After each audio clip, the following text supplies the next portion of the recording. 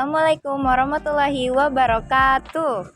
Em, Pada hari ini saya ingin mewawancara salah satu petugas damkar yang berada di daerah Cibinong.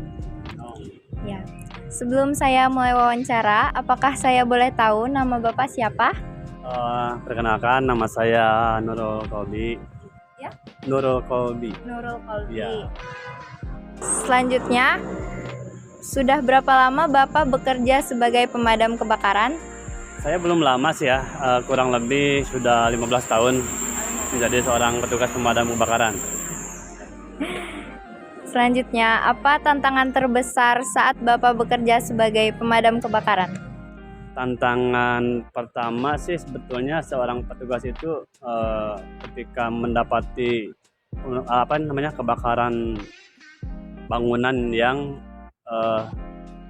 mempunyai daya keamanan dengan yang tinggi, sehingga kita susah untuk mengakses masuk ke dalam ruangan tersebut.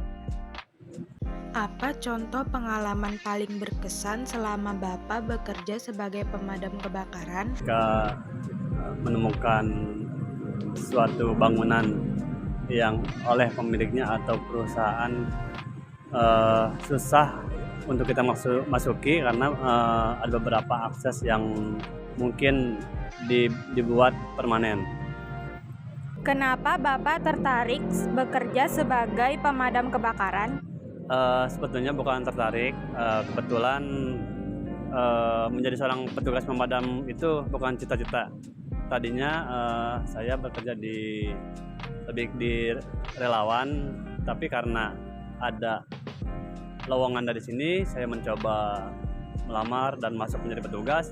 Dan alhamdulillah, perlahan saya mencintai menjadi seorang pemadam kebakaran karena sifatnya yang lebih menolong orang ya. Oke. Menurut Bapak, apa arti pahlawan di profesi damkar? Arti pahlawan di profesi damkar menolong apapun itu, laporan yang masuk dari masyarakat tanpa pamrih, itu aja sih. Berikutnya, dalam sehari Bapak bekerja berapa jam dari jam berapa sampai jam berapa? Kebetulan shift kami atau di beberapa daerah itu ada yang berbeda-beda ya. Kebetulan di Cibinong ini, Kabupaten Bogor, shift kami itu 24 jam. Jadi kita upload itu dari mulai jam 8 pagi sampai ke jam 8 pagi lagi. Lalu, jika Bapak sedang libur atau cuti dan ada panggilan darurat, Bapak lebih memilih ikut berpartisipasi atau tidak, dan kenapa? Alasannya? Ketika saya lagi libur atau cuti, tapi kebetulan cutinya masih di rumah, tidak liburan, ada panggilan darurat, kekurangan tenaga, kami berpartisipasi ikut membantu teman-teman yang sedang menjalankan tugas. Apa saja tugas damkar selain memadamkan api?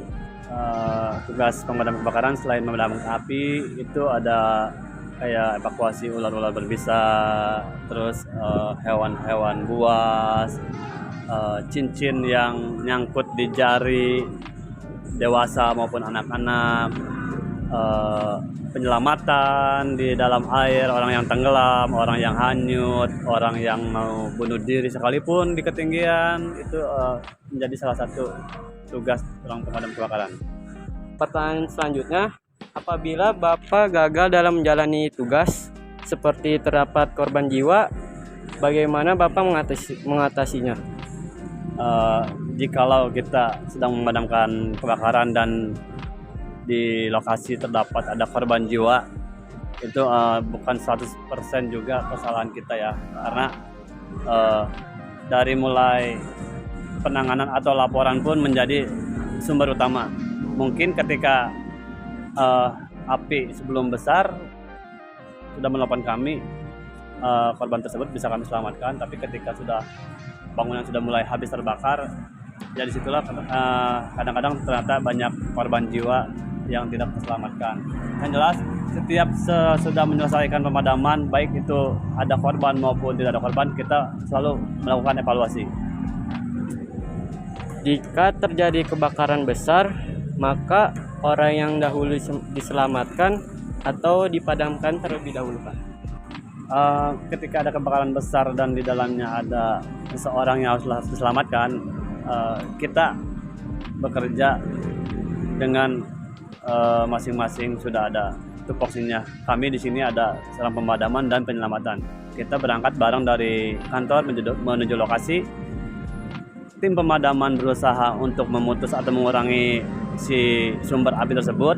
Dari tim penyelamatan kami melakukan penyelamatan korban. Jadi kegiatan itu berlangsung berbarengan.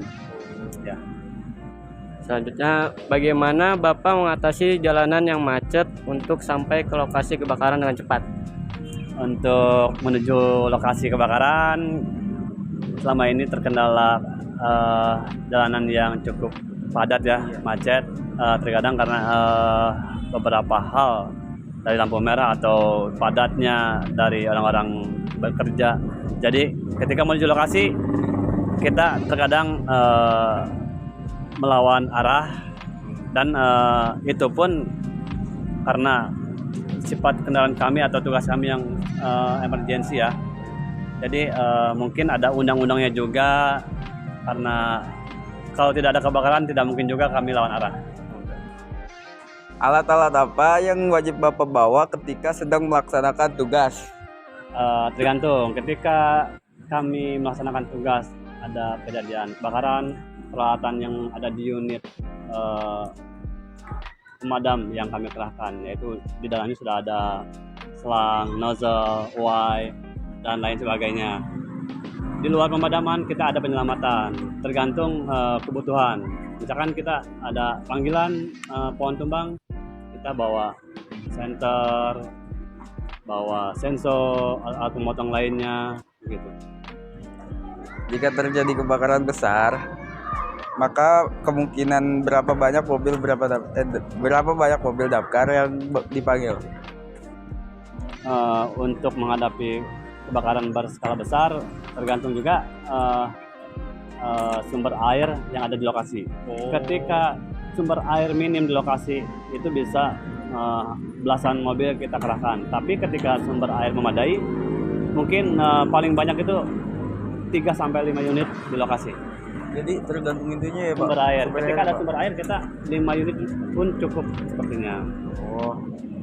Apakah damkar ada kerjasama dengan polisi dan tenaga medis dalam memadam kebakaran? Alhamdulillah selama ini di saat-saat penanganan kebakaran maupun penyelamatan kita selalu ada kerjasama di lapangan dari pihak TNI, Polri, Dishub, Satpol PP, sekalipun relawan-relawan di jalan itu ya banyak ya, relawan dari Rider, relawan Kabupaten Bogor. Intinya mereka sering bekerja sama dengan kita. Oh ya dah, makasih buat Bapak Nurul Kolbi atas wawancaranya ya. Ya, sama-sama.